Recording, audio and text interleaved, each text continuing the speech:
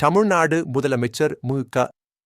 Stalin December 2025 மாதம் பிரதமர் நரேந்திர மோடி அவர்களுக்கு எழுதிய சமீபத்திய கடிதத்தில் தமிழ்நாட்டின் நலன்களை பாதிக்கும் விபிஜி-ராம்ஜி மசோதா குறித்து தனது கடுமையான எதிர்ப்பை வலியுறுத்தி வெளிப்படுத்தியுள்ளார். இது மாநில அரசுகளுக்கு பெரும் சவாலாக அமையும். இந்த விபிஜி-ராம்ஜி மசோதா நீண்ட காலமாக இயங்கி வரும் மகாத்மா காந்தி தேசிய ஊரக வேலைவாய்ப்பு உறுதிச் சட்டம் 2005, அதாவது வுக்கு மாற்றாக மத்திய அரசால் முன்மொழியப்பட்டுள்ளது.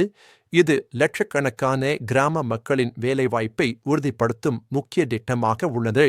ஸ்டாலினின் கடிதத்தில் குறிப்பிடப்பட்ட முக்கிய கவலைகள் தமிழ்நாடு உட்பட பல மாநிலங்களுக்கு ஏற்படும் அதிகரித்த நிதிச்சுமை, மத்திய அரசின் அதிகப்படியான கட்டுப்பாடு, மேலும் பின் உரிமைகள் அடிப்படையிலான வலுவான கட்டமைப்பின் முழுமையான சிதைவு என்பன ஆகும். குறிப்பிட்டு கூற வேண்டுமெனில், இந்த மசோதா மத்திய மற்றும் மாநில அரசுகளுக்கு இடையே நிதி பங்களிப்பை 60% மத்திய அரசு, 40% மாநில அரசு என 60-40 என்ற விகிதத்தில் மாற்ற முன்மொழிகிறது. இது மாநிலங்களின் பொருளாதார சுமையை அதிகரிக்கும். இந்த 60-40 நிதி பங்கீட்டு முறை தமிழ்நாடு போன்ற மாநிலங்களின் நிதி ஆதாரங்களுக்கு பெரும் சுமையையும் நெருக்கடியையும் ஏற்படுத்தும் என ஸ்டாலின் தனது கடிதத்தில் வாதிட்டுள்ளார். இது ஏற்கனவே நிதி குறைபாடுகளை எதிர்கொள்ளும் மாநிலங்களுக்கு கூடுதல் சவாலாக அமையும். மேலும் அதிகாரத்தை மையப்படுத்தி கிராம பஞ்சாயத்துகளின் முக்கிய பங்கை குறைப்பது, அடிமட்டத்தில் உள்ள ஜனநாயக அமைப்புகளை பலவீனப்படுத்துவது ஆகியவற்றையும் ஸ்டாலின் கடிதத்தில் கடுமையாக விமர்சித்து கவலை தெரிவித்துள்ளார். ஸ்டாலினின் கருத்துப்படி விபிஜி-ராம்ஜி மசோதாவின் மையக் கொள்கைகளான உரிமைகள் அடிப்படையிலான தேவை சார்ந்த வேலைவாய்ப்பு உறுதியை குறைமதிப்பிட்டு அழைத்துவிடும். இது கிராமங்களில் வாழும் ஏழை மக்களின் உரிமைகளை பறிக்கும். இதன் விளைவாக லட்சக்கணக்கான கிராம நிவாரண வேலைக்கு ஆதரவாக இருக்கும் மக்களின் வாழ்வாதாரங்கள் முற்றிலும் ஆபத்தில் ஆழ்த்தப்படும் என்பதை ஸ்டாலின் தனது கடிதத்தில் தெளிவாக சுட்டிக்காட்டியுள்ளார். மகாத்மா காந்தியின் பெயரை இழுத்தெளிவுபடுத்தி திட்டத்திற்கு மறுபெயரிடுவதும் அவரது கிராம சுயராஜ்ய கனவுடன் தொடர்பான முக்கிய இணைப்பை முற்றிலும் அழிப்பதாகவும் ஸ்டாலின் கடிதத்தில் விமர்சிக்கப்பட்டுள்ளது. தமிழ்நாடு மேகன்ரேகா திட்டத்தில் சிறந்த சாதனை பதிவுகளை கொண்டுள்ளது. ஆண்டுதோறும் லட்சக்கணக்கான வேலை நாட்களை உருவாக்கி, கிராம மக்களுக்கு கணிசமான ஊதியங்களை வழங்கி, அவர்களின் வாழ்வை மேம்படுத்தி வருகிறது.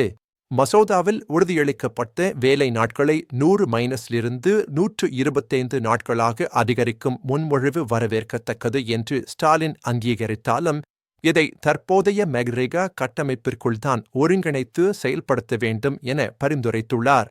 இருப்பினும் விநியோக அடிப்படையிலான ஒதுக்கீட்டிற்கு மாற்றம், 60-40 நிதி பங்கீடு, மையப்படுத்தப்பட்ட கட்டுப்பாடு மற்றும் விவசாய உச்சக்காலங்களில் 60 நாட்கள் கட்டாய இடைநிறுத்தம் போன்றவை தமிழ்நாட்டிற்கு பெரும் பிரச்சினைகளை ஏற்படுத்தும் என கவலைகள் தொடர்கின்றன. இந்த விபிஜி-ராம்ஜி மசோதாவுக்கு தமிழ்நாட்டில் எதிர்க்கட்சிகள் மற்றும் முன்னாள் முதலமைச்சர் எடப்பாடி கே. பழனிசாமி உள்ளிட்ட தலைவர்களிடமிருந்து கடுமையான அரசியல் எதிர்வினைகள் வந்துள்ளன. இது மாநில அரசியலில் பெரும் விவாதத்தை ஏற்படுத்தியுள்ளது. மாநில அரசுகளுடன் விரிவான கலந்தாலோசனைகளுக்குப் பிறகு மேகன்ரேகா திட்டத்தை திருத்தங்கள் மூலம் தக்கவைத்து மேலும் வலுப்படுத்த வேண்டும் என ஸ்டாலின் மத்திய அரசை வலியுறுத்தியுள்ளார். இது ஒத்துழைப்பின் முக்கியத்துவத்தை வலியுறுத்துகிறது. இதன் மூலம் தமிழ்நாடு ஆக்கப்பூர்வமாக இந்த விவகாரத்தில் பங்கேற்க தயாராக உள்ளது. மாநில மக்களின் நலனுக்காக ஒத்துழைக்கும் என ஸ்டாலின் தனது கடிதத்தில் தெளிவாக வலியுறுத்தியுள்ளார். இந்த விபிஜி-ராம்ஜி மசோதா தொடர்பான விவகாரம் இந்திய அரசியலில் ஒரு முக்கிய விவாதப் பொருளாக மாறியுள்ளது.